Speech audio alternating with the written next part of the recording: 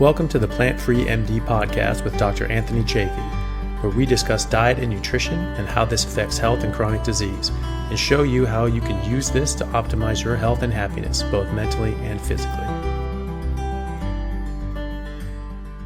All right. Hello, everyone. Thank you for joining me for another episode of the Plant-Free MD podcast. I'm your host, Dr. Anthony Chaffee, and today I have a very special guest, Miss Penny Roehr, who has had a very, very interesting story about her recovery from multiple sclerosis, MS, using a carnivore diet. Penny, thank you so much for coming on and sharing your story.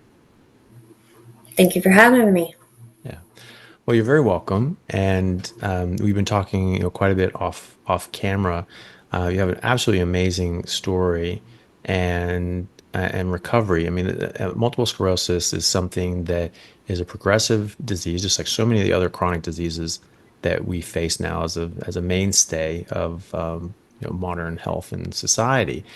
And it's thought to be that this is just going to progress. It's only going to get worse. Maybe you have periods of static symptoms where it doesn't get a lot worse, but it's not really getting better. And then it starts getting worse, or just continually gets worse. It very, very rarely gets better. But if it does get better, it's for a short time, and then it gets worse again. So your story in particular, and something that we're seeing a growing body of people experiencing on a carnivore diet, you're actually getting improvements as opposed to transient sort of improvements or stasis and then worse again. So that's, I think, is very, very important to talk about. And so thank you very much for sharing that. Can you tell us a bit about your experience with MS, with multiple sclerosis, when that came on and how that affected you, how the treatment affected you, and then what brought you to a carnivore diet, and what you saw with your health at that point? Okay, so when I first had my very first MS symptom, I was 17. It was 1996. I was a senior in high school. I was very active, and my first symptom was numbing and tingling down my left side. And I was 17. I just thought, it's because I was active. I said nothing to anybody. I just went about. It didn't really impact me. It was just uncomfortable. And a couple of years later, in 98, when I was 19, I got optic neuritis in my right eye.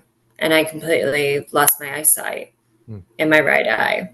And my mom took me to an optometrist, and that's the first time they had mentioned MS. And, it got better. My sight came back, and we just kind of let it go. And there's kind of a gray area between when I got the optic neuritis and why I had the MRI back. I had the MRI in 02 or 03. I was diagnosed in 03, and I can't remember what brought me to having the MRI. But then I had the MRI, and can you pause for a second? Mm-hmm. Sorry. Go. So I had my MRI in 2002, 2003, and it showed some lesions on my neck and brain. And then I got married in May of 03, and this 2 months afterwards, they did the lumbar puncture. And to rule out, I think it is lupus. With the lumbar puncture, they were trying to rule out lupus to confirm that it was MS. Okay. But after my lumbar puncture, they confirmed it was MS. I was 24. And honestly, it really wasn't impacting me too much. So I really didn't take my diagnosis very seriously. I actually had a home nurse after my botched lumbar puncture that left me bedridden for a month. I actually, my husband and I were told by the nurse not to have kids. That'll put you in a wheelchair. And we had already planned out we were going to have a family. I mean, this is 2 months after we were 24, 23, 2 months after our wedding, we're like, no, we're going to have kids. And in 2004, I got pregnant and had my daughter in 2005. And when I was pregnant, as soon as, sorry, I'm going to backtrack a little bit, but Okay. when, my doctor, the first thing he did was like, any symptom that you have, call me and I'll give you a medication. Mhm. Anything. And before long, before I even knew it, I was on a cocktail of medicines. It was, for, you know, uh, muscle spasms, headaches, numbing and tingling, all of that. And like neuropathy pain. So, when I got pregnant, obviously I went off all of those. And all through my first pregnancy, it's like my MS symptoms went dormant. I Mhm. didn't have a single symptom at all. And it was like, oh, this is, it was kind of nice. But then after I had my daughter in '05, that's when the symptoms started back up. And then until we were done having kids, we didn't start any drug modifying therapy drugs until he knew we were done having kids. And then in '09, my son came along.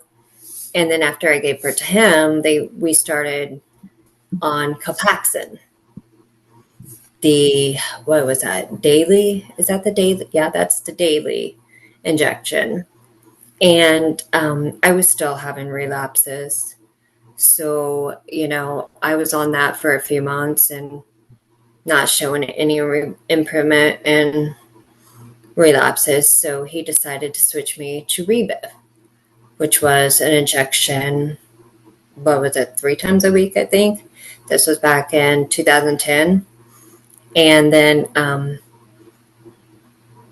we one night I had gotten my flu shot in 2010, and then one night it was like 10 o'clock at night and I was laying in bed, and all of a sudden my neck just started getting really hot and I couldn't breathe.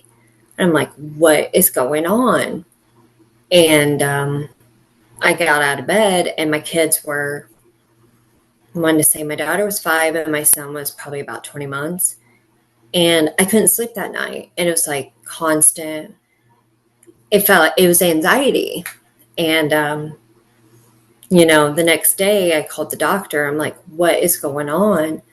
I thought it was from the flu shot.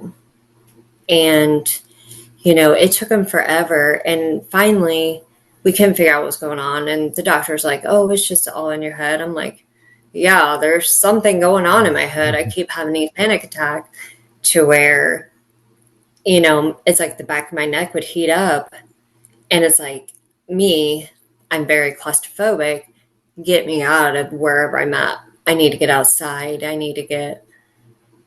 And that was the winter. We had really bad ice storms. And so I would just open the door and that would calm me down, as soon as my heart rate lowered and I got cooled down, the anxiety would, go away.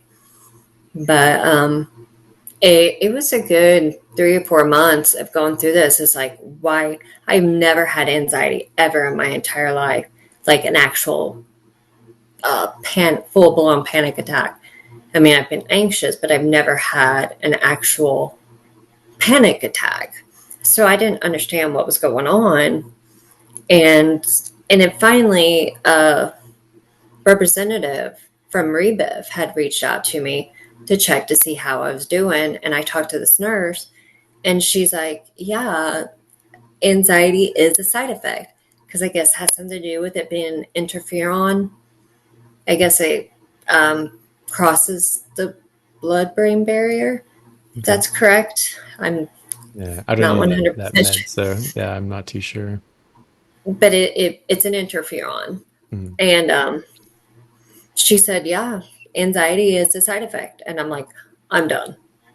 I stopped the injections right there. I'm like, I am done. And I called up my doctor. I said, I'm not taking this anymore. And they're like, oh no, you don't stop. I'm like, I'm done. I was like, I've got a 5-year-old and a 20-month-old. I'm not going to be sitting here having a panic attack. And so I stopped that. And then they were looking for other stuff to try me on, and they wanted me to try Gilenia. But when we went in there, they were it was so dangerous. You had to Mm. go, like, your first injection, you had to be monitored because it was such a dangerous drug. They had several, I don't know, dangerous, but they had a lot of people dying from it. Mm. And my husband and I are like, my kids are so young then. And we're like, no, we're not doing this. And it took a little bit. And then they decided to put me on Tecfidera. So, okay. So I go on Tecfidera.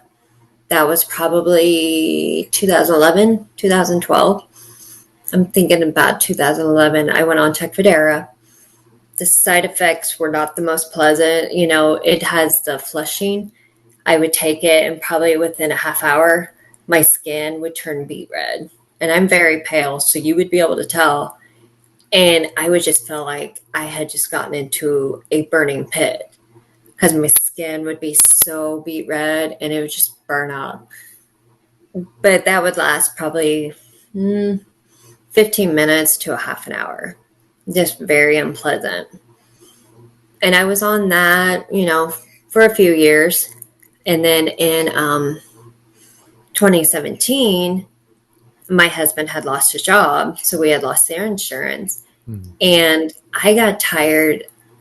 You know, I spent a year of trying to find charities to help me pay for this medicine that's $8,000 a month, Mm. until he finally got a job that had benefits to help with, the bulk of the cost. And I just, come 2018, I was getting sick a lot in the winters. I always had sinus infections or um, bronchitis. I was always getting sick, but sinus infections were the main thing. And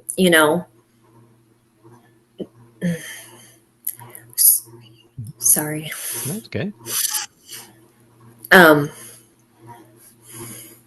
Yeah. Let me just a second. You may want to pause. Where am I at? Well, you were saying that you were getting sick a lot. You had this very expensive medication. It was about $8,000 a month Yeah. US, which is about $12,000 Australian. Yeah. So it's a Oh massive, yeah. massive cost. I mean, you're talking about that's more if you're talking about that, Mm-hmm. $8,000 a month, it's $96,000 a year. That's far above the national average for an annual income pre-tax, and this would be post-tax. You're using Mm-hmm. post-tax dollars to use this, so you're really using about $130,000 in pre-tax dollars to pay for that. So it's a massive, massive, massive burden and expense, and probably one of the chief reasons why no one's really looking for a cure to MS because the treatment is just so darn lucrative. Why would they Yeah, look the for a cure? medicine. Why would they shoot the golden goose? The goose that lays Mm-hmm. the golden eggs. So, but yes, you're talking about that, and you're having a lot of side effects, which makes sense. These are immune suppressants, and Mm-hmm. they will suppress your immune system. That is exactly what it says, and you're going to get infections. You're going to get more colds and flus and bacterial sinus infections and chest infections and these sorts of things. You get higher cancer rates because the immune system helps fight off cancer as well. And it's as is like you said, it does not. These medications can help keep very serious disease like MS at bay, or at least slow it down. But it comes with its own host of complications, which is sort of what we were talking about there. Okay. Are you still Mhm. recording or? We're still recording. Yeah. Okay. So let me figure out where I'm going to be at. So where was I at? Okay, Tecfidera it was $8,000 a month. Mhm. And I just got to a point, my kids, 2010, that, this would have been 2018. So my daughter would have been 13, my son, 4 years younger. And I just got to a point, I'm like, I'm, I would rather, um, sorry, Okay. shoot. That's all right. Take your time. Okay. So in 2018, I decided I'm done with the DMT meds Hmm. because like with cancers, they suppress your immune system. I was always getting sick, and I, sorry, your It's okay. buddy's gonna have to do a lot of No, editing. they're fine. There's nothing, there's no problem. Um, oh my gosh, I am so sorry. You're okay. But I was always getting sick, Mhm. and so I decided, I don't want cancer, Mhm. and that was the one of the main drawbacks to have an immune suppressant drug was cancer and all these other ailments that you know you've opened your body up to. When you suppress your immune system, you can't fight off anything. And I'm like, I'm done with these. I would rather be in a wheelchair than to be 6 feet under or fighting off cancer with my kids so young. So in July of 2018, against, family wasn't too happy about it.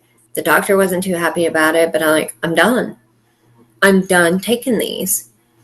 And when I was done, really, I didn't. I mean, I still had attacks, but I really didn't see much of a difference from Mhm. when I went off the drug, I suppose when I was on the drug. So I didn't really see much difference of attack because I would get 2 to 5 attacks a year. Mhm. So I had had enough. Yeah. And Where do then I go from so here? Oh, and wow. then so you did that for a period of time, so 2018, and then you stayed off medication that whole time, Hmm. presumably. Have you gone on back Yeah. on medication since then, or is it just all hands off at Nope. that point? I Okay. was done. Yeah. Done And with the then medications in 2018. And yeah. of course, now I'm in a wheelchair, but, things are starting to look up Hmm. since starting carnivore because I had tried going gluten free. I've done all kinds of research.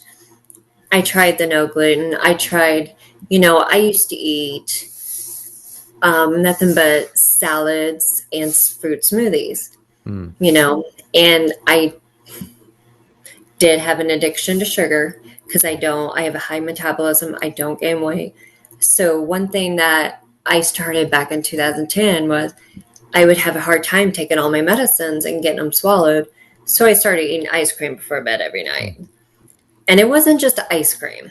It would be ice cream and chocolate syrup with cookies on there and sprinkle Right. and Yeah. anything else. And that just became a normal habit for me because I was like, oh, I don't gain weight, so it's not going to affect me any. Mm. Well, but Yeah. So then yikes. what brought you to the carnivore diet then? Was that something that did you see other people with MS in particular or autoimmunity try that, or did someone else introduce you to it, or how did you come across it in the first place? Because it's getting gaining more popularity now, but obviously when you started this, probably almost no one had heard about it. Well, when I wasn't really having any results with, like I'm eating right, I'm eating salads, I'm eating lean meats, I'm eating fruit smoothies. Besides for the ice cream before bed, I was actually eating pretty good. But it's like I'm still having attacks, I'm still bloated, I'm still constipated. And it's like, why am I staying constipated and bloated when I'm just eating salads and smoothies? You Mm-hmm. know, Granted the ice cream doesn't help, but I'm just getting so flustered. It's like I'm still having attacks. What is going on? Why is this not working? And then I came across Michaela Peterson and her story. I was like, okay, this is kind of interesting. So in 2019, October of 2019, wait a minute, this is 2024. So in 2021, sorry, October 2021 is when I decided, all right, I'll try the carnivore diet. I tried it for a week. My husband went and got me all the grass fed beef. I didn't last very long. I tried it and I was like, okay, this is near the holidays. There's so much sugar everywhere. I I bailed out. Mm-hmm. And then I decided, we went through the holidays, crud. I felt like crud.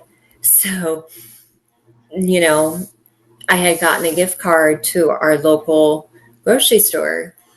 So I decided, January 2nd is when I stopped all the crap. Mm-hmm. And, my husband went to the grocery store for me because he does all the shopping because I am disabled. And so he does most of the brunt work is on him. And so he went to the store and he bought me all kinds of ribeyes because we had this gift card. And they were on sale, so he bought me a bunch of ribeyes. And that's when it started, was January 2nd of 2022 is when I started. And it's been a bumpy road ever since then, and definitely a roller coaster ride. But I would never go back. Mm-hmm. I've learned a lot since then. But because I remember like the first, I would say when they say carnivore flu, keto flu, Mm-hmm. yeah, I definitely got that.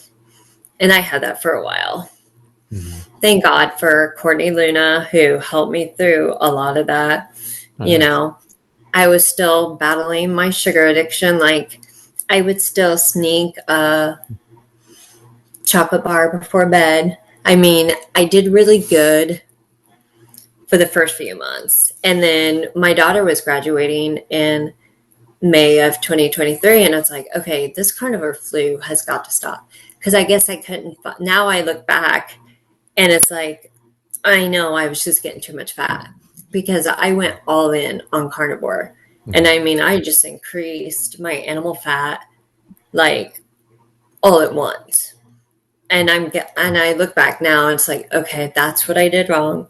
Mm-hmm. But I'm one of those it's all or nothing type of people. If I'm going to do it, I'm going to do it because I can't gradually do it. You know how people will just gradually ease into it. I can't do that because I'll never stick with it. Mm-hmm. But anyways, when my daughter had to graduate in May, and I'm like, okay, she's got awards night. We had all kinds of stuff. A kid who's graduated knows you have so much going into graduation. I'm like, this has got to stop. So I kind of slowed down. I started adding in, sneaking the candy bars, and I'd look at the ingredients, and then I Courtney got on me about that, and it kind of died off a little bit, like the carnivore flu kind of died off a little bit, and I made it through the summer, and I made it through the summer and into the fall. And I did pretty good with not, I would have bouts of chocolate cravings. Milk chocolate was my main thing. Mm-hmm. I absolutely loved milk chocolate. Little Hershey bars or Hershey Kisses was my go to. Or I would sneak chocolate chips. The milk chocolate chips, that would be when my daughter would bake cookies, I would sneak those. Mm-hmm. But going into the fall, I was doing pretty good. I did not have a single attack through 2022, which was amazing because I went from having 1 to 5 attacks a year to having 0. Yeah. Wow. I had no attacks through 2022. But then here comes winter and Christmas of 2022, and my husband and son and daughter, they're not carnivore. Mm-hmm. And my husband, oh man, they just had sugar everywhere. Around Christmas time, the cookies, the cakes, the pie. And I was sneaking them left and right. I was like, oh, I'm carnivore, but I was still sneaking, Mm-hmm. the sweets and the candy bars and the milk chocolate stuff. And I was kind of veering off of it, but I still didn't have any of the vegetables or anything. Well, come January of 2023, that came back and bit me Mm-hmm. because I started noticing my left side started getting numb, and so did my right side. And I was like, uh-oh, this is not good. And lo and behold, I had an attack. and it was a brutal one. It completely paralyzed my left side. Oh It was goodness. pretty brutal. And I'm like, okay, I'm done. No more sugar. I'm done with the sugar. And ever since that attack, I haven't, I think I'm kind of messing up my dates here. But let's see, all through 2022, no attacks. When did I? Okay, let me go back. This is almost the end of 2024. So it's 2023. I'm sorry. Okay. It's when I started the Carnivore Diet. Was one because I'll be 2 years, January 2nd of 2025. So Okay. I'm off a year. Sorry. Yeah. That's okay. Um, but I went all through 2023, no attacks, and then now this year I had the major attack in January, and I was like, okay, no more. But I haven't had any since. And I saw my neurologist back in July. Now, mind you, my neurologist likes he's a pill pusher. We'll just put it that way. But Hmm. in my small area, I have lack of options. I have to drive. Well, my husband drives me 90 minutes just to get to this neurologist. Hmm. That is an MS specialist and on the MS board. So that's who we went to. And I've been seeing him for 21 years. But he's never tried to help me get to the root cause. He always wanted to put medicinal band-aids on all my symptoms, not, let's find out what's going on. But I went to him in July of this year and I was telling him about it. Like last year, he wasn't too thrilled about the carnivore diet. And then I told him about it this year and he admitted, he's like, yeah, I think you've put it in remission. And Oh wow. I've been having really weird symptoms where it's like constant itch, and it's like it's hard to describe, Hmm. but it's like burning, in certain sorry Okay. certain parts of my body. It's just like, oh Mia, um, it would be burning, just burning like on fire, and I'm Hmm. like, what is going on? And he's like, those are symptoms of your nerves healing. Hmm. I'm like, okay, I it's very unpleasant, but we'll see what happens from here. And so that's where we're at for now.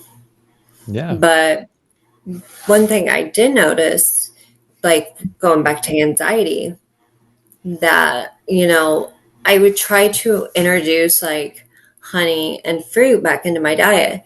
Anytime I introduce sugar back into my diet, I would have an anxiety attack within an hour.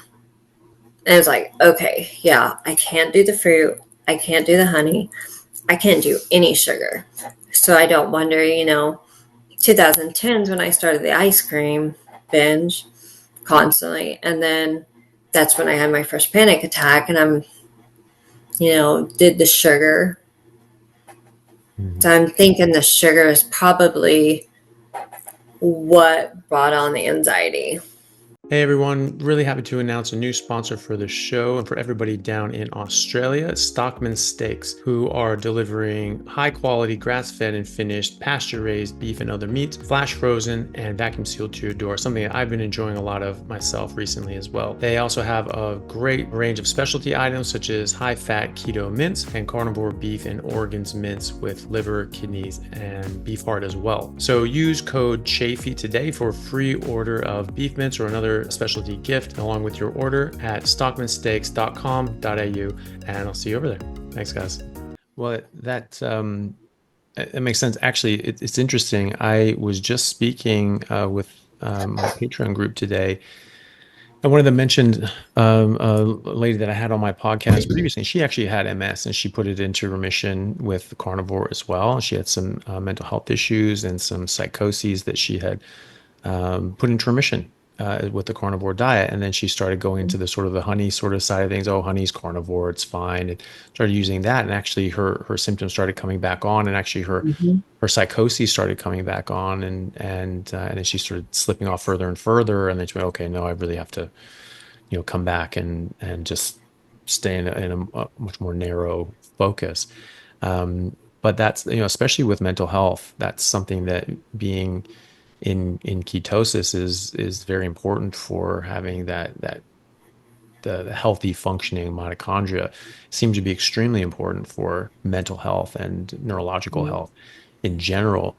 For MS in particular, it's obviously you need all these different nutrients that only exist in meat, all the different essential fatty acids and fat soluble vitamins that only exist in meat, and then B12, which is not fat soluble, but it only exists in meat from a dietary source. And without that, you actually cannot remyelinate your nerves. And MS is a demyelinating disease. Your body is getting the myelination around your nerves, the nerve fibers, which are the axons from the nerve bodies. They get wrapped up in this myelination, and that's predominantly cholesterol. First of all, cholesterol and saturated fat, but it requires an abundance of B12 in order to remyelinate that. And if you get below, in American numbers, would be around 540 picograms per milliliter, which is probably two-thirds of the range of what's considered normal in the US, because everybody's deficient. And so you look at the average, and it's just like, oh, that's the reference range you want to be in, because that's what everybody else is in. Well, everybody else is sick and malnourished. So you don't want to compare yourself to that. Below 540 picograms per milliliter, or 400 picomoles per liter in other countries, it has been found that you can actually get demyelination of your axon. So even if you don't have MS, you don't have any other sort of things causing damage, because your body can't, because you're constantly turning over the myelination around your nerves. That if you don't have enough B12, you can't keep turning this over. So they're only breaking down, but they're Mhm. not rebuilding back up, and you actually get demyelination. And Oxford University showed a study in 2008, where I believe it was below 330 picomoles per liter, which would probably be around 450 picograms per milliliter in US numbers. The people that had below that, after then they did serial MRIs every year, that after 5 years, their brain shrank by 5% volume. So, and a normal reference range can go down to like 130, 150. As they're saying, yeah, that's completely normal. As we're saying, well, only 15% of people are B12 deficient. No, I'd say about 95% of people are actually B12 deficient. It's just it's hidden, because since everybody's B12 deficient, now no one's B12 deficient. So it's only like 15, 20% of people that are even below that are just dramatically, dangerously deficient, to the point that I mean, this is going to cost them their life if they don't address this soon. So from MS, this is something that I would be curious about in your case. But I always ask my patients that have MS, or I always check in my patients, is there B12? And making sure that it's up at a much higher level. Actually, in American numbers, 1100 to 1600 is where I want that to be picograms per milliliter, and 800 to 1200 for picomoles per liter. In the rest of the world is where I try to get my patients, especially if you have MS, because you just need that optimal amount of B12 to get that regrowth in nerves and functionality. Mhm. Is that something that you looked into? Did you check your B12? Actually, yeah, I had my labs done. What was it? Probably a couple months ago, Okay. actually. And I got the results, and I'm actually quite very healthy. The only Good. thing I was deficient in was folate, Okay. which that's where I'm thinking, we have a line of family members who have neurological problems. Mm, So, I'm kind of investigating that a little bit more. So I got a folate supplement, not was mhm. it not what's not folic acid, The which is methylated the folate. Yeah. yeah, I got the actual folate where my doctor wanted me to go on folic acid. I'm like, Mm, because luckily I had done some research. That's just the synthetic form of folate, correct? It's a Is different that chemical structure, even, so it's more than that. It's not just synthetic. It's just not the same chemical compound. So it's slightly different, right? more differently in your body. But liver is a really good source of that. 44% of women have MTHFR gene mutation, which means that they don't methylate. Things like folate, B12, these sorts of, they're not good methylators. So you'll just need more. It's not that you Hmm. can't do to get this from just your diet. Doesn't mean you have to have supplements. It just means you need more nutrient dense sources of that, and typically that would be liver. Bit of a couple ounces 3 days a week. Generally, everybody I've seen that has had low or borderline low folate levels, even if they weren't symptomatic. I mean, there's some people that do feel not that great with if they have low folate. So many people I've seen that have low folate and they're actually, I feel great. They feel better than they ever had before. And their B12 is excellent. And that's another thing too, is that there are people that argue that you actually don't need folate if you have a sufficient amount of B12 because they basically do the same thing. Um, I'm a bit agnostic to that. I'd rather just see everything in good ranges, and Hmm. and you get that with a bit of liver. So like 2-3 ounces of liver 3 days a week. I've never seen anybody deficient on folate, even with MTHFR, if they were to do that, and don't even need supplements. But however you get there, I think it's I'll not. pass on the liver though. Yeah, well, that's the thing. Some people just don't like it. I found that it's not that bad. As long as the less you cook it, the better it tastes. That's the trick with liver. And we used to read Adele Davis, who's a nutritionist from the early 1900s. A very, very impactful nutritionist, and she was way ahead of her time. She figured some things out without just from her own observation and keen insight that it took 80, 90 years of scientific endeavor and testing and all these sorts of things to then Yeah. verify. But I mean, she figured this out 100 years ago. Some of the things, it's just like, ooh, well, we sort of know the body doesn't work quite like that anymore. But there's all these other things she just figured out very, very, very astutely. And that was one of the things she always talked about, was that raw liver was one of the most important nutrients. It was just such a good nutrient source, especially for people that were having issues. Pregnant women, especially nursing women, and then new babies just eating their first thing, raw liver, and specifically raw liver. And that always horrified me thinking about raw liver. But then I tried some. It tastes 1,000 times better than cooked liver. It is just night and day different. I mean, I dislike cooked liver. I enjoy raw liver. It's weird. It's very weird, but I do. Pat it dry. So it's, oh, it's slimy. Yeah, okay, fine. The texture is a bit weird, but you pat it dry. You take a bite. It actually tastes good. Or put a bit of salt on it. Put it on a drying rack in the refrigerator, like I do for my steaks. After a couple of days, it's almost like gummy, like a gummy bear sort of texture. Hmm. Tastes great. It's like a meat gummy bear. I'm like, absolutely. That's the only kind of gummy bear I want. And so I found that can be a better way. But either way, I mean, a couple ounces, it's not much. It's literally like one bite. One Hmm. bite 3 days a week. You could probably get your head around that. And then you find that it's actually not all that bad. But you can also grind it up in ground beef. You can get your butcher to make a blend, put like 15% liver in there, and you just have a couple of those patties a few days a week. Next is fine. You don't need much. A little bit goes a very long way, and will definitely cover you for B12 and folate, certainly. But yeah, Well, if I could find it, I know my B12 levels are actually quite high. good. Like all my levels were really good. Yeah. We're, It because of the reference ranges being averages. If you're not high on your B12, you're probably low. There's very few reference ranges actually get up into that, what I would consider an optimal reference range for B12. yeah. Some do, but most don't. And so if it comes back and it's high, I'm usually pretty happy with that. As long as it's not like, you know, unrecordable, high, like, oh, this is actually over our scales, then it's usually actually where you want to be as opposed to too high. Okay. Yeah. Mine is 1556. Perfect. Yeah, that's where mine. What Yeah. surprised me was actually my vitamin D because I am so pale and Mhm. I have MS, and anybody with MS knows what heat does to us. We're like, we become cooked pasta, a cooked spaghetti noodle.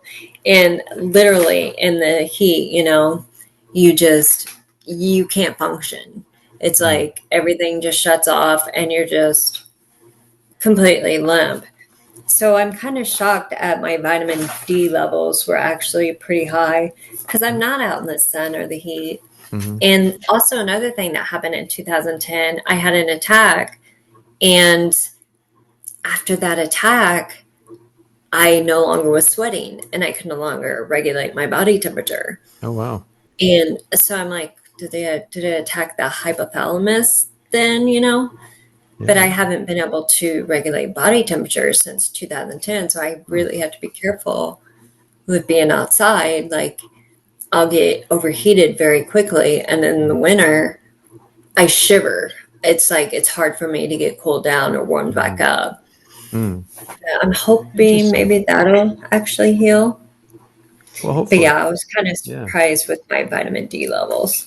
Well, but there's a ton of vitamin D3 in animal fat. And so if you're Mm-hmm. getting good quality animal fat, grass-fed butter, grass-fed beef fat, wild caught Mm-hmm. fish, those sorts of things, they're going to have a ton of vitamin D. And you were saying you're just lion diet at this point, right? It's just beef, red meat and water. Is that For right? um, Except right for like now, candies, ice cream, and chocolate. no, I don't do the ice cream or chocolate. I don't even. I actually, Mm. we had went out for dinner, and I actually, my son and husband stopped by Dairy Queen and got blizzards. And while my husband was getting situated in the car, I was like, all right, I'm gonna try his blizzard real quick. I snuck a bite, and I'm just like, it actually kind of tasted nasty. I've Mm. tried myself. I've tested myself. I've stolen some chocolate chips out of the Mhm. pantry. And I'm like, this just doesn't taste the same anymore at all. And, a year ago, I would have started binging on that Mm. because my addiction was so bad to chocolate and sugars and ice cream. But now it's like, I don't want any of it. My taste buds have changed so much.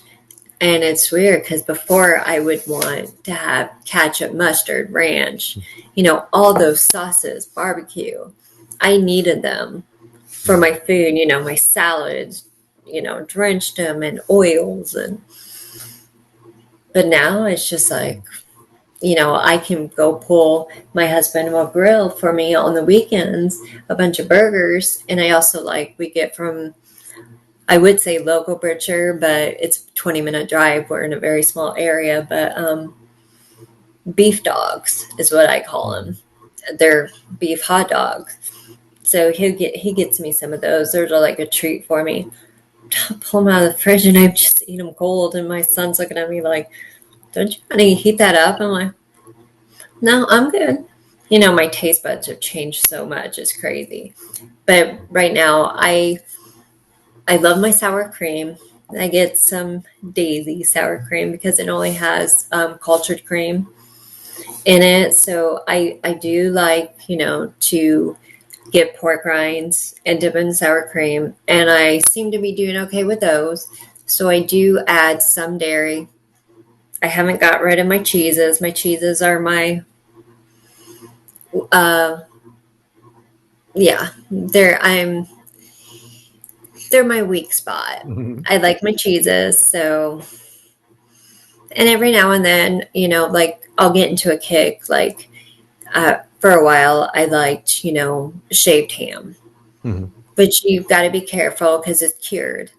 But I tried it out and it didn't do anything to me. So I'm like, okay, I like this. I put some cheese, have a hot ham and cheese, and just eat it plain, no bread, and have some sour cream on the side with pork rinds, and I'm good to go. And, Mm. you know, it's like I notice my husband and son, they love variety. I see other people, they love variety. And I'm like, everybody asks me, aren't you bored? I'm like, no, Mhm. because now I look at food, it's like most people, they celebrate with food. Food is celebratory. And it's like now I look at food as fuel. I don't look at it as, oh, I've got to, we're going to be celebrating Christmas. I've got to stuff myself full of food. It's like, no, I went to my mom's for Christmas last year and she, like, don't you want more to eat? I'm like, no, I'm, I had some ham. I'm like, no, I'm good. So that's, when once you look at food differently, then it becomes a lot easier. Hmm. Yeah. At least it has for me. Oh, definitely. Yeah. When you understand that you don't have to keep eating variety, all these different sorts of things. I think the main thing with variety is that people are eating a deficient diet, that the paucity of nutrients in the things that they're eating, and so they have to change up what they're eating because they have to get these Mhm. other vitamins and minerals and proteins and fatty acids that they are lacking. So you can't eat the same meal. I mean, I've noticed that in myself. I was in my PGY 2 years, so my second year as a doctor. I was trying to, stay lean and play rugby and things like that, which is difficult when you're working crazy hours. And so what I would sort of bring to work, I would just make like a big spinach salad with some, whatever dressing, like Bernstein's dressing or something like that. I always liked them actually. That was always my favorite dressing. And with like a chicken, like a whole roast chicken, I'd pull it apart, put it in there, and put like you know uh, roasted peanuts and things like that in there. And so I was trying to get some things that people said these are good things to eat. I just wanted the chicken, really, and I just sort of ate this stuff along with it. I just wanted the meat, really. And so when I would when I would do that, the first day I was like, "Oh, this tastes so good." It just tasted great. The next day it tasted good, but it wasn't as good. Third day it was sort of like it was all right, and the fourth day I was like, "Ah, what the hell am I eating?" And it didn't make sense to me. I was like, why is this tasting differently? Why is this different every single day? And why is it getting worse? Shouldn't it just taste the same? It should have tasted the same every single day. It's the same chemicals. I mean, it should give the same chemical reaction. It doesn't. And so, what that is, I think, is that, you're building up, I was eating, big tub of spinach every single day. And my body's like, well, hey, you need to shut that down. That's bringing in more of stuff you don't want. And, chicken's fine, but it's fairly lean, doesn't have much of fat in it, and it's not going to taste as good. So, I think that's probably why. And then you need to sort of change things up. So you sort of are getting, the different constellation of nutrients, and you sort of balance out eventually.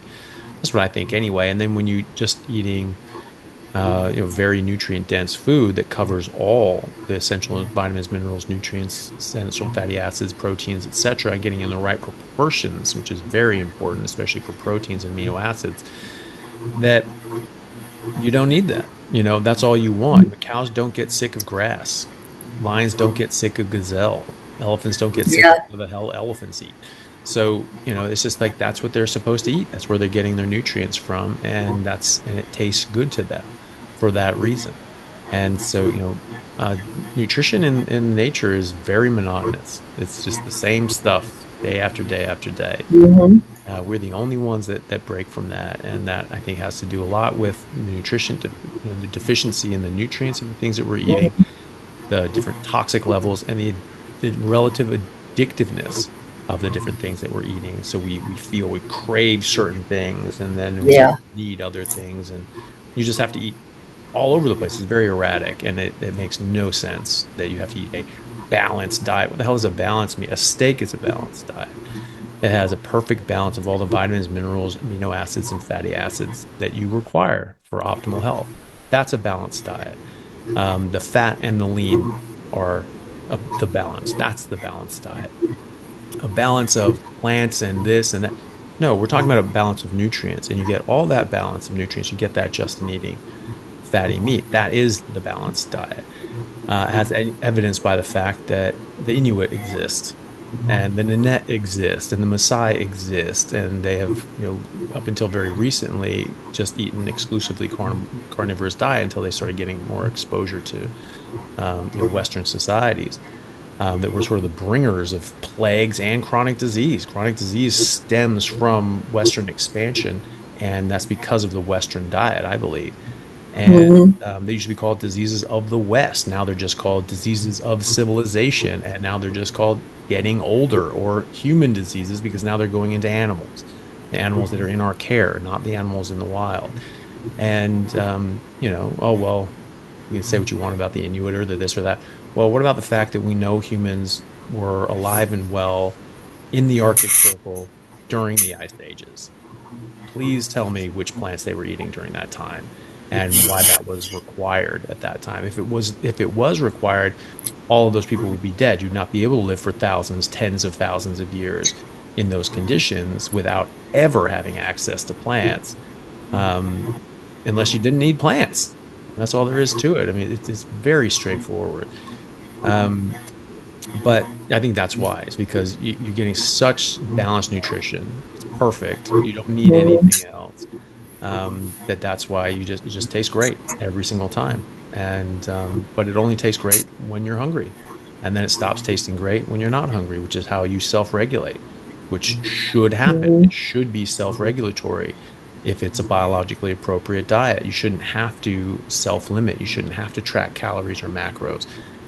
You could do that, but you shouldn't have to do that. If you do have to do that, then you're probably eating the wrong thing. But I say is that if you need a calculator to figure out what to eat, you're eating the wrong thing. You should be able to self-manage it. Koalas don't bust out calculators to figure out their macros. Cheetahs don't worry about getting fat or anything like that. They just eat. Yeah. They eat what their body tells them to eat, and then they stop, and then they do it again when they're hungry again. So, yeah, and when you do that, it makes life a lot simpler and much more enjoyable. And then you have Mhm. so much more time in your day where you're not thinking about preparing or eating food, and you're not just obsessing with eating all the time. You can just go out and do things. Like I've been working all day. I haven't eaten yet. I don't feel like eating. I'll be fine. I'll have a big steak tonight. That will be great, and that'll fuel me for another 24 hours, and I won't have any sort of issue with that. Um, which I really appreciate. Hey guys, just want to take a second to thank our sponsor, Carnivore Bar. I don't promote many products because honestly, all you need to be healthy is to just eat meat. For those times that you're out hiking, road tripping, or stuck at work and you want a nutritious snack that is just meat, fat, and salt if you want it, the Carnivore Bar is a great option.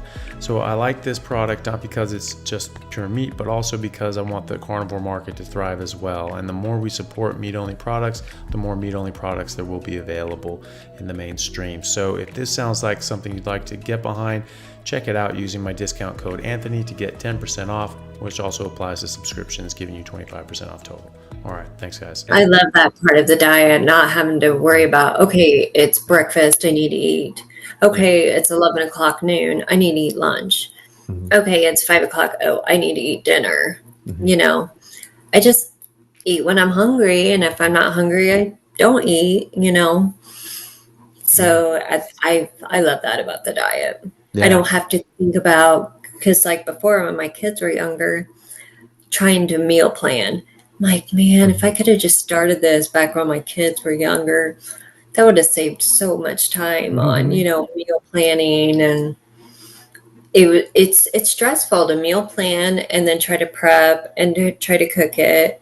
Mhm. It's very stressful. Yeah. And you feel like that's all you spend your time doing is just, making breakfast in the morning. And then you got to do lunch and then you got to make dinner. It's like you're only getting a couple hours of free time during the day. And then the rest of the time you're spending prepping and cooking. Yeah. So with this, you just, okay. Mhm. For me, I'm good with a cold burger or a beef dog or some cheese or pork rinds. I'm good, Mhm. and but for other people, they got to spend. I watch other people and I'm like, I'm so glad I don't have to do that anymore. Yeah. I'm satisfied, and I haven't had a vegetable since 2022. So it's been almost 2 years since I've had a vegetable, and my numbers are great. I'm very Wow. healthy, minus my folate. I'm Hmm. actually, besides the MS, fighting the damage from the MS, my vitamins, my levels are great. I'm very healthy. I haven't been sick since starting the carnivore diet, Yeah. whereas You were before I a was lot getting before. sick. Yeah. So, and I had in 2020 when COVID hit, I had just gotten over bless my son, he just Hmm. shares everything with me. So Hmm. anytime he would get sick, I'd get sick. And he got influenza right before COVID hit, and gave it to me. And I had just gotten over that, and then COVID hit. And I think that's when, because we were in the heart of, my daughter did travel volleyball. So we were, traveling everywhere, constantly going to tournaments. My kids also competed in Taekwondo. Hmm. I was staying mobile. I was struggling.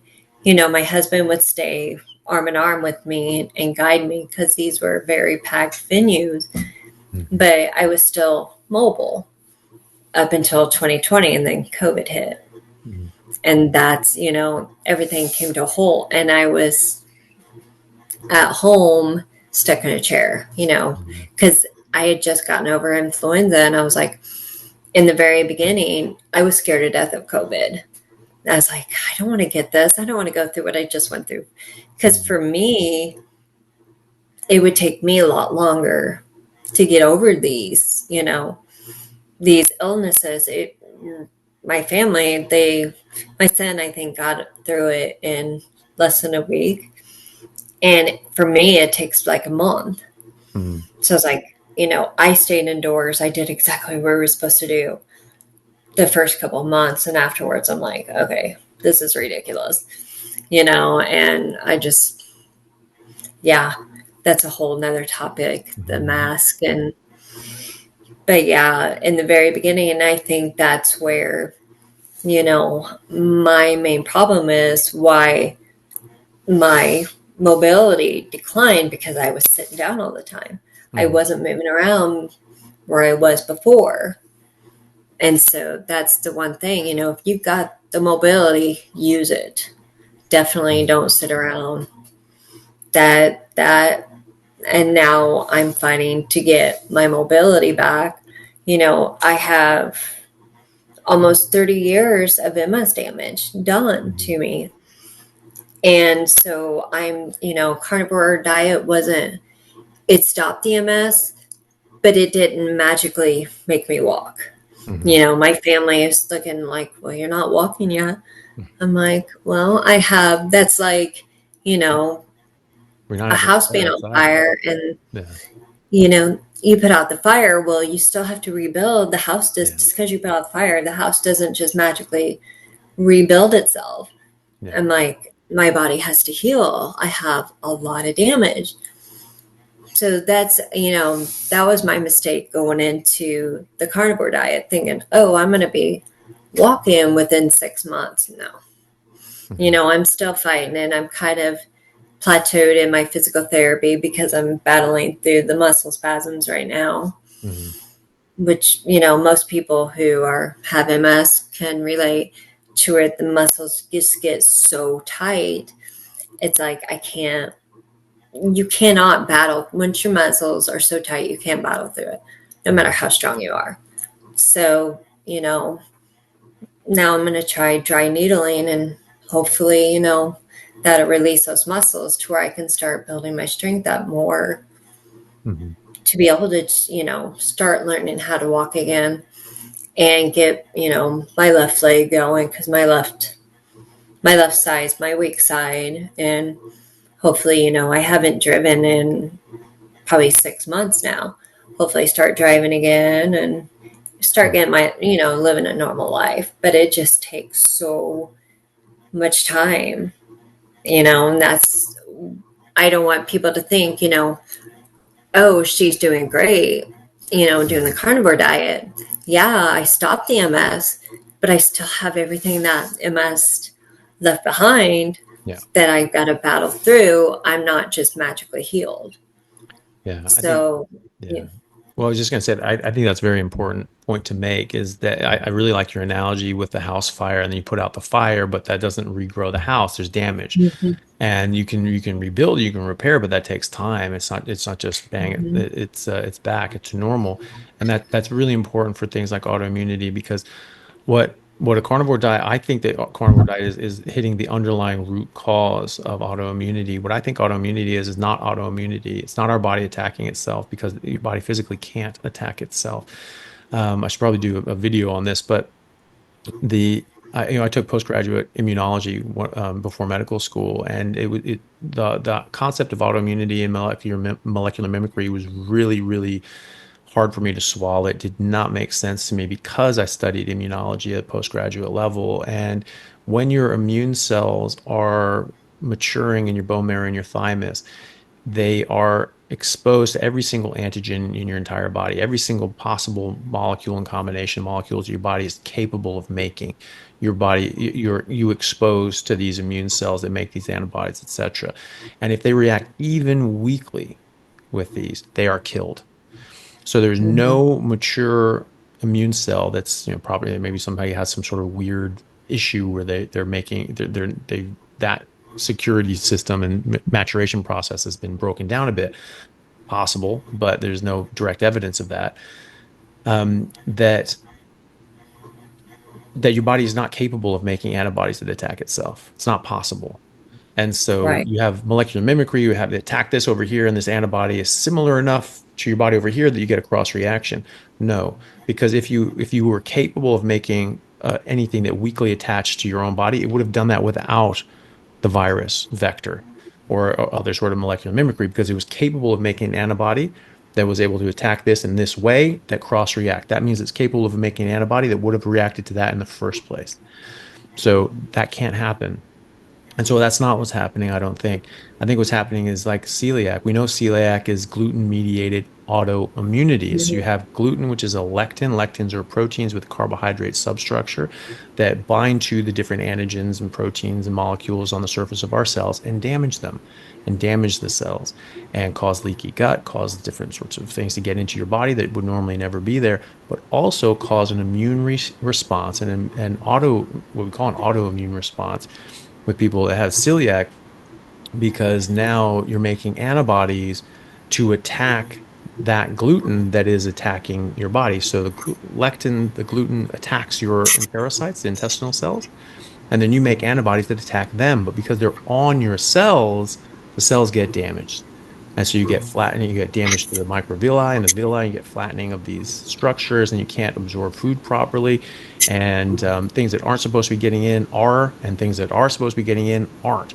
And so this really damages people and they get very sick. But then you stop eating gluten, what happens? That damage goes away and it heals and repairs, but you still have those antibodies. So why Mhm. aren't they attacking your body anymore? You have the antibodies, but they're not attacking because there's no gluten there to attack because they're attacking the lectins, the gluten that are on your cells. And so I think that's what's going on with every other autoimmune issue as well. I don't think they're autoimmune issues. I think this perfectly normal immune response, and that you get these lectins or glyphosate or other sorts of compounds that get into your body, start attacking your body and your structures and your nervous system, and your immune system is doing exactly what it's supposed to do, which is defend you, attack these things Right. because they're attacking you. Right. And so stopping eating these things, you stop these lectins, you just get out the glyphosate, you get all these, and that's why I think ruminant meat is so good. You get all these antigens out of there. Even when they're being fed things they're not supposed to, because they'll ferment it first and break those down. They can ferment and break down glyphosate, so they don't actually get a bunch of glyphosate in their system, where chickens, pigs, things like that can. Um, um, and so you're not getting that in your body. And so all of a sudden you're cutting out the root cause, which is that these chemicals, whatever they Mhm. are attacking your body, and your body's making an immune response towards them. And your body is getting hit in the crossfire. Your cells, your nervous system, your thyroid, things like that are getting hit in the crossfire. So you just stop eating those things. Now there's nothing for them to attack. Even though those antibodies are circulating, they have nothing to attack, just like in celiac. And what I think is happening. But there is already damage done, and we have to recognize Mhm. that. And so while you're stopping the disease is the ability for your body to be damaged. So you're stopping that disease process, but there's already damage from this. You get burned in that fire, right? Okay, well, you can take the fire away, you can get somebody out of the fire, they still have burn damaged skin. And some of that's going to heal, Yep. and but there's going to leave scars, and you're going to have problems with that. That's what happens. So you've removed the fire, there's no further damage, there's no more burning happening, but there's still damage and you need to recover from that. And so there is such a thing as damage done, and it takes a long time, especially with the nervous system, because the nervous system takes months and months and months, if not years, to heal Mhm. fully. And so putting all these things in place are very important. Getting the right amount of B12 and folate and vitamin D and all these other, and then the omega 3s like DHA and EPA that don't exist in plants. The omega 3s in plants are not what you need for your nervous system, and they don't turn into what you need for your nervous system. And so it's very important to get that and then remove all those things that are causing the damage in the first place and allowing your body a chance to heal. So, I mean, the simple fact that you have not had a flare up, except for when you went off plan, speaks Mhm. volumes. I mean, you really haven't had, from Yeah. the sounds of it, you haven't had a flare up in 2 years, except for that one time. And it's cause and effect. At that point, you stopped eating these Yeah. things, didn't have a flare up. You started eating them again. You got a flare up. You stopped again. It Mhm. went away again. It's pretty damn clear. And having had that experience, for a cold frozen fact that this is a cause and effect relationship. And so now you're just like, absolutely not. I'm never going to touch that again, which is very good. Unfortunately, I have to run because I have another appointment. I'm very sorry for Okay. going because I really enjoyed this conversation. But I did want to ask you just one thing real quick. Have you had a subsequent MRI recently since you've been doing carnivore with your neurologist? Which is great that your neurologist is at least keeping somewhat of an open mind, saying like, oh, okay, look, there might be something to this, even if he's not fully on board yet. At least he's not saying, oh, this is crazy, you're going to kill yourself. He's recognizing that, hey, look, I think you actually have put this into remission, and maybe that's Yeah. something to think about. But have you had a subsequent MRI to see where you are now with your lesions? Not yet. And if I would have thought about it, I before I started carnivore, I Mhm. never thought I'd get this far with it or have these Right. results. I should have had an MRI. I haven't had an MRI in years. My Mhm. doctors never really pushed for it. So yeah, I definitely want to get an MRI soon to find out, when I get through this healing process, I guess you say, Mhm. I'm curious to see, compare what the lesions are like on my brain and spine Mhm. and see if there's, if some have cleared up. But one Mhm. thing I do want to add, one thing that through my research that I found out about cholesterol, I know you're big advocate on cholesterol. Mhm. Cholesterol protects the myelin, Yeah. correct? Yeah. Well, So what it's it's made like, out of it. Yeah. yeah. So why, I sat there and ate lean meats, Mhm. salads, and fruits. I wasn't getting cholesterol. Mhm. So, it's like, why? I even asked, the doctor, I said, why are we not educate cholesterol? Our brains are made up of what, 70% cholesterol?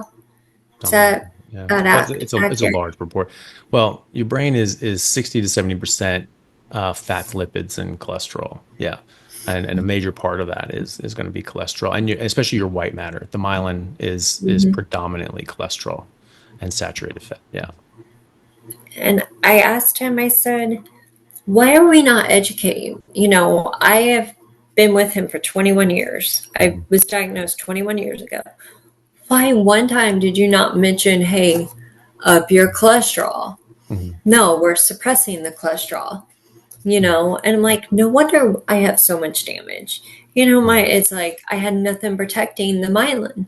Yeah. So, yeah, now my cholesterol levels are up, and now I know the actual truth about cholesterol. Mhm. And it's like, why are you not educating people? Well, his response is there's not enough studies. I'm like, oh, okay.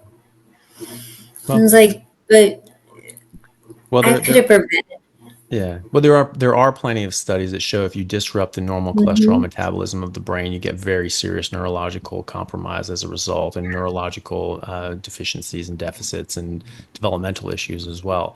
And but that's all we've been trying to do for the last 50 years is disrupt the normal cholesterol metabolism of the brain Hmm. and the body because every cell makes cholesterol because they have to have it. It's so vitally important, and your brain makes it just like every other cell in your body. And so it's vitally important, and yet we are doing everything we can to destroy our body's ability to make and utilize cholesterol, which is only going to lead to disaster. And we have plenty of studies showing that, and so Hmm. you can point that out, and just go on PubMed or Google Scholar and look up cholesterol metabolism brain, and Right.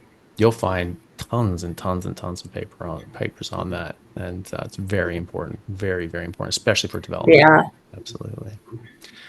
Well, I know Penny, I've gotten a lot of grief from that, and it's like, yeah, you need the cholesterol. Trust me on you this do, one. yeah, yeah. Well, Penny, thank you so much for that. It was absolutely wonderful spending this time with you. Thank you so much for taking the time out. I know this is the first interview you've done, and we're a bit nervous, but I think you did great. And I think that everyone will have really benefited from hearing your story, and really appreciate you taking the time and stepping out of your comfort zone to share your story with us. So thank you for that. Well, thanks for having me and let me share my story. You're very welcome.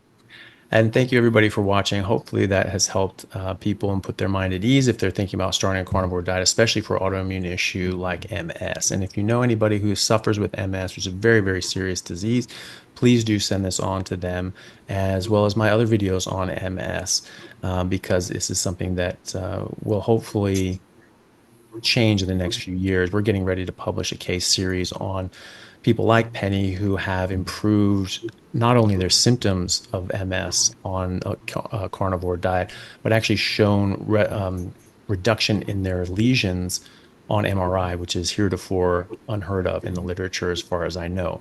So that's something that is very powerful, and it is hopefully will give somebody hope who maybe doesn't have as much as they need it. So if you know someone who falls into that category, please do share this with them. Thank you all very much, and we'll see you next time. Hey guys, thank you very much for taking the time out to listen to what I had to say. If you like it, then please like and subscribe to my YouTube channel and podcast. And if you're on YouTube, then please hit that little bell and subscribe, and that'll let you know anytime I have a new video out, which should be every week, if not more. And if you could share this with your friends, that would help me get the word out and let me know that you like what I'm doing. Thanks again, guys.